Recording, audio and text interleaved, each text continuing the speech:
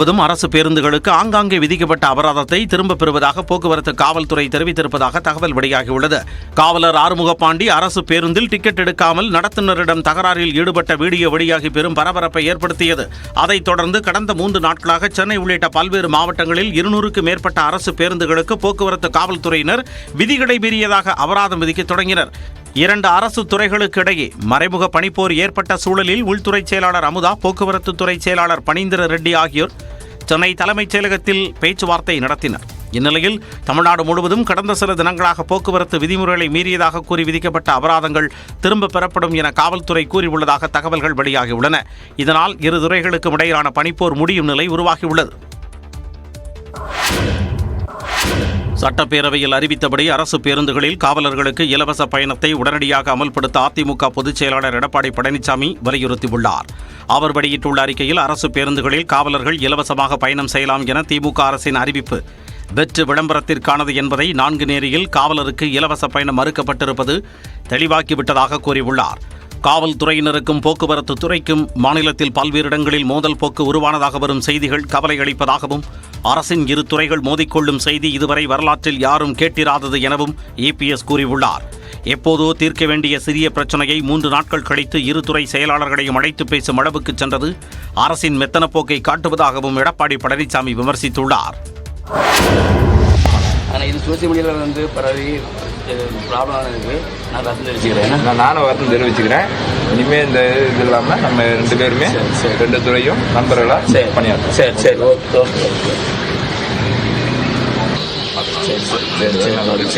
சரி ஓகே.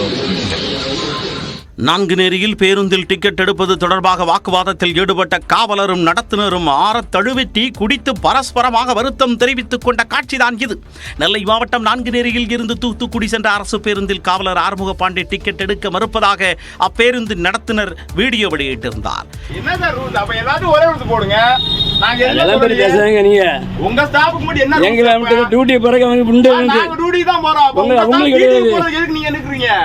இந்த வீடியோ வைரலாகி சம்பந்தப்பட்ட காவலருக்கும் காவல்துறைக்கும் எதிராக கண்டனங்கள் எழுந்தன.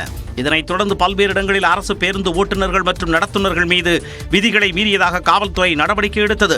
இரு துறைகளுக்கு இடையே நிலவிய மோதல் போக்கை முதலமைச்சர் தலையிட்டு தீர்வு காண வேண்டும் என்று அரசியல் கட்சி தலைவர்கள் வலியுறுத்தினர். இந்நிலையில் காவலர் ஆறுமுகபாண்டி மற்றும் பேருந்து நடத்துனர் இருவரும் நேரில் சந்தித்து சமரசமாகினர். இதன் மூலம் இருவருக்கும் இடையேயான பிரச்சினைக்கு முற்றுப்புள்ளி வைக்கப்பட்டுள்ளது. தென்னிந்தியா மட்டும் தனது இலக்கு இல்லை எனவும் ஒட்டுமொத்த தேசமும் தனது இலக்கு எனவும் பிரதமர் மோடி கூறியுள்ளார். நியூஸ் 18 தொலைக்காட்சிக்கு 4வது முறையாக அளித்த சிறப்பு பேட்டியில் பிரதமர் மோடி இவ்வாறு தெரிவித்தார். मेरा फोकस पूरा हिंदुस्तान है. मैं टुकड़ों में नहीं सोचता और चुनाव के लिए मैं काम नहीं करता हूं. हम जीत करके इसलिए नहीं आए हैं कि अगली सरकार कैसे बनेगी. हम जीत करके इसलिए आए हैं कि आने वाले 5 साल में देश कैसा बनेगा.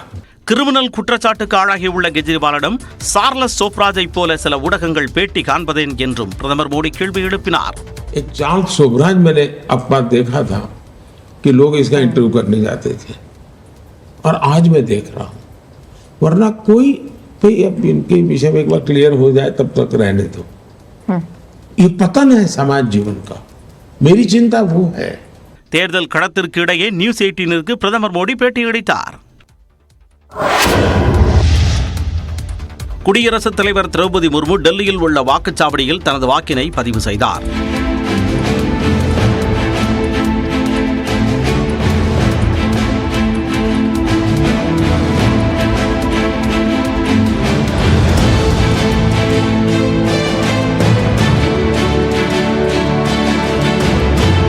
காங்கிரஸ் மூத்த தலைவர் சோனியா காந்தி, காங்கிரஸ் MP ராகுல் காந்தி, காங்கிரஸ் பொதுச் செயலாளர் பிரியங்கா காந்தி ஆகியோரும் வாக்களித்தனர்.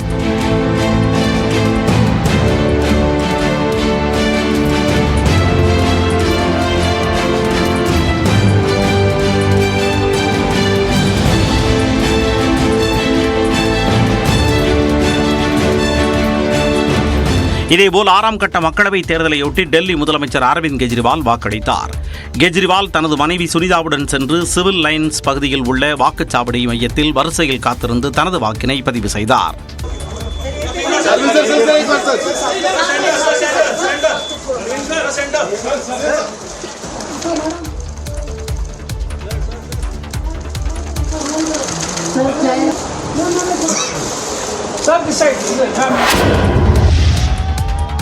ஜார்க்கண்ட் மாநிலம் ராஞ்சியில் உள்ள வாக்குச்சாவடியில் இந்திய கிரிக்கெட் அணியின் முன்னாள் கேப்டன் மகேந்திர சிங் தோனி வாக்களித்தார். அவரது வருகையால் வாக்குச்சாவடி மையமே திக்குமுக்காடியது.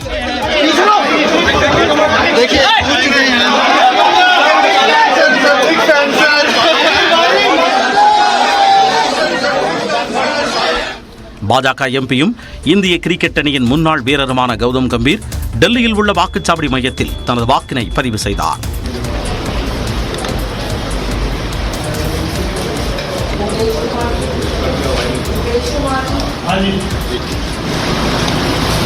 सर फिंगर दिखा दीजिए। फिंगर दिखा दीजिए वो। இந்திய கிரிக்கெட் அணியின் முன்னாள் கேப்டனான கபில்தேவ் டெல்லியில் வாக்களித்தார். தொடர்ந்து பேட்டியளித்த அவர் ஜனநாயக நாடாக இந்தியா இருப்பது மகிழ்ச்சி அளிப்பதாக கூறினார். தென்காசி, திருநெல்வேலி மற்றும் கன்னியாகுமரி மாவட்டங்களில் ஓரிரு இடங்களில் இன்று கனமழை பெய்ய வாய்ப்பு உள்ளதாக சென்னை வானிலை ஆய்வு மையம் தெரிவித்துள்ளது. சென்னை வானிலை ஆய்வு மையம் வெளியிட்டுள்ள அறிக்கையில் தமிழ்நாட்டில் ஒரு சில இடங்களிலும் புதுச்சேரி மற்றும் காரைக்கால் பகுதிகளிலும் இன்று இடி மின்னலுடன் கூடிய லேசானது முதல் மிதமான மழை பெய்யக்கூடும் என தெரிவிக்கப்பட்டுள்ளது. தென்காசி, திருநெல்வேலி மற்றும் கன்னியாகுமரி மாவட்டங்களில் ஓரிரு இடங்களில் இன்று கனமழை பெய்ய வாய்ப்புள்ளதாகவும் ஞாயிற்றுக்கிழமை முதல் வரும் 31ஆம் தேதி வரை தமிழ்நாட்டில் ஓரிரு இடங்களிலும் புதுச்சேரி மற்றும் காரைக்கால் பகுதிகளிலும் லேசானது முதல் மிதமான மழை பெய்யக்கூடும் என்றும் குறிப்பிடப்பட்டுள்ளது. அடுத்த 5 நாட்களுக்கு அதிகபட்ச வெப்பநிலை தமிழ்நாடு, புதுச்சேரி மற்றும் காரைக்கால் பகுதிகளில் பொதுவாக 2 முதல் 3 டிகிரி செல்சியஸ் படிப்படியாக உயரக்கூடும் என்று சென்னை வானிலை ஆய்வு மையம் தெரிவித்துள்ளது. செய்திகளை தொடர்ந்து பார்க்கலாம். இடைவேளை.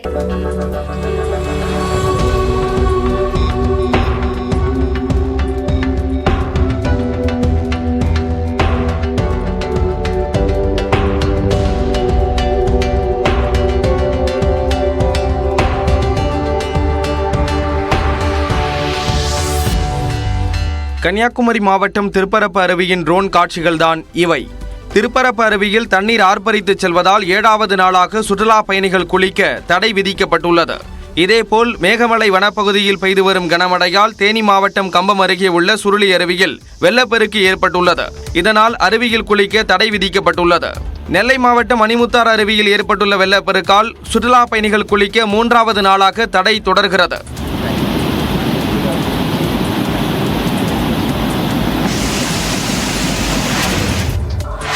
கோவை ராணுவ குடியிருப்பு பூங்காவில் மின்சாரம் தாக்கி 2 சிறார்கள் உயிரிழந்த விவகாரத்தில் பூங்கா கான்ட்ராக்டர், எலக்ட்ரீசியன் உள்ளிட்ட 3 பேர் மீது வழக்கு பதிவு செய்யப்பட்டுள்ளது. கோவை மாவட்டம் சரவணம்பட்டி ராணுவ குடியிருப்பு பகுதியில் அமைந்துள்ள சிறுவர் பூங்காவில் கடந்த 23ஆம் தேதி சிறுவர்கள் விளையாடிக் கொண்டிருந்தனர்.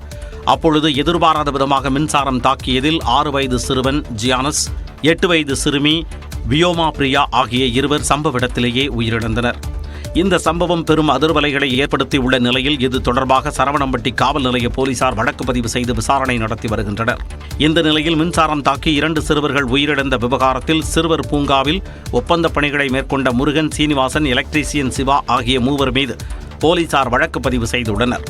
அஜாக்கிரதையால் உயிரிழப்பை ஏற்படுத்தும் சட்டப்பிரிவு 304A கீழ் வழக்கு பதிவு செய்துள்ள போலீசார் 3 பேரையும் அழைத்து சென்று விசாரணை நடத்தி வருகின்றனர்.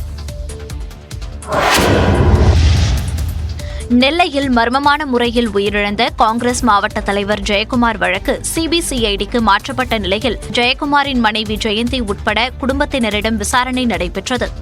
நெல்லை கிழக்கு மாவட்ட காங்கிரஸ் தலைவர் ஜெயக்குமார் கடந்த 4ஆம் தேதி கரைசுத்துப்புதூரில் உள்ள தோட்டத்தில் சடலமாக கண்டெடுக்கப்பட்டார். முதற்கட்டமாக தனிப்படை அமைத்து ஜெயக்குமாரின் மர்ம மரணம் குறித்து போலீசார் விசாரித்து வந்தனர். எனினும் இதில் எந்த மாற்றமும் ஏற்படாததால் வழக்கு சிபிசிஐடிக்கு மாற்றப்பட்டது. அதன்படி ஜெயக்குமாரின் மரணம் தொடர்பாக அவரது குடும்பத்தினரிடம் விசாரணை நடைபெற்று வருகிறது. நெல்லை பெருமாள்புரத்தில் உள்ள சிபிசிஐடி அலுவலகத்தில் வழக்கின் புகார்தாரர்களான ஜெயக்குமாரின் மனைவி ஜெயந்தி, மகன்கள் கருத்தையா ஜெஃப்ரின், ஜோ மார்டின் மற்றும் அவரது மகள் ஆகியோர் நேரில் ஆஜராகி தங்களுக்கு தெரிந்த தகவல்களை எழுத்துப்பூர்வமாக வழங்கினர். சிபிசிஐடி எஸ்பி முத்தரசி கரைசுத்துப்புதூரில் சம்பவ இடத்தில் ஆய்வு மேற்கொண்டது குறிப்பிடத்தக்கது. மறைந்த முதலமைச்சர் ஜெயலலிதாவை மதவாத தலைவர் போல் சித்தரித்து அவதூறு பரப்புவதாக பாஜக மாநில தலைவர் அண்ணாமலைக்கு அதிமுக முன்னாள் அமைச்சர் ஜெயக்குமார் கண்டனம் தெரிவித்துள்ளார். அவர் வெளியிட்டுள்ள அறிக்கையில், சாதி மத பேதங்களுக்கு அப்பாற்பட்டு அனைத்து மதத்தவருக்கு பொதுவாக திகழ்ந்தவர் ஜெயலலிதா என்றும், பாபர் மசூதி சம்பவத்தின் போது வன்முறைக்கு இடமளிக்காமல் தமிழ்நாட்டை அமைதி பூங்காவாக திகழச் செய்தவர் ஜெயலலிதா எனவும் தெரிவித்துள்ளார். திருக்கோயில்களில் அன்னதான திட்டம், பள்ளிவாசல்களுக்கு நோன்பு கஞ்சி தயாரிக்க அரிசி வழங்கும் திட்டம், ஜெருசலம் சென்று வர நிதி உதவி என அனைத்து மதங்களை சேர்ந்த மக்களை பாதுகாப்பதிலும் அவர்களின் நம்பிக்கைகளை மதித்து போற்றுவதிலும் உறுதியாக இருந்தவர் ஜெயலலிதா என்று கூறியுள்ளார். தனது சொந்த அரசியல் லாபத்திற்காகவும் தன்னை அடையாளப்படுத்திக் கொள்ளும் நோக்கிலும் மறைந்த ஜெயலலிதாவை இந்து மதத்தை மட்டுமே சார்ந்தவர் என்று அண்ணாமலை பேட்டி கொடுப்பது கடும் கண்டனத்துக்குரியது என ஜெயக்குமார் கூறியுள்ளார். திமுக எம்பி கதிரானந்திற்கு எதிராக பினாமி சட்டத்தின் கீழ் எடுக்கப்பட்ட நடவடிக்கை தொடர்பாக இறுதி உத்தரவு பிறப்பிக்க இடைக்கால தடை விதித்து சென்னை உயர்நீதிமன்றம் உத்தரவிட்டுள்ளது. 2019 ஆண்டு மக்களவைத் தேர்தலின் போது திமுக எம்பி கதிரானந்த் தொடர்புடைய இடங்களில் வருமான வரித்துறையினர் சோதனை நடத்தினர். அப்போது தாமோதரன், விமலா என்ற தம்பதியர் வீட்டில் நடத்திய சோதனையில் 11 கோடியே 48 லட்சம் ரூபாயை பறிமுதல் செய்தனர். இந்த பணம் கதிரானந்திற்கு சொந்தமானது என கூறி அவருக்கு எதிராக பினாமி சட்டத்தின் கீழ் வருமான வரித்துறை நடவடிக்கை எடுத்தது. மேலும் மே 31ஆம் தேதி நேரில் ஆஜராகி விளக்கமளிக்கும்படி அவருக்கு நோட்டீஸ் அனுப்பியது. இதை எதிர்த்து கதிரானந்த் தரப்பில் சென்னை உயர்நீதிமன்றத்தில் தொடரப்பட்ட வழக்கு நீதிபதி சுவாமிநாதன் முன் விசாரணைக்கு வந்தது. எந்த ஆதாரமும் இல்லாமல் பணம் பறிமுதல் செய்யப்பட்ட வழக்கில் கதிரானந்த் பெயர் சேர்க்கப்பட்டுள்ளதாக மனுதாரர் தரப்பில் வாதிடப்பட்டது. இதை கேட்டுக்கொண்ட நீதிபதி மே 31ஆம் தேதி மனுதாரர் அல்லது அவருடைய வழக்கறிஞர் விசாரணை அதிகாரி முன் ஆஜராக கூறி எந்த இறுதி உத்தரவும் பிறப்பிக்க கூடாது என்றும் உத்தரவிட்டார். செய்திகளை தொடர்ந்து பார்க்கலாம் இடைவேளைக்கு பிறகு.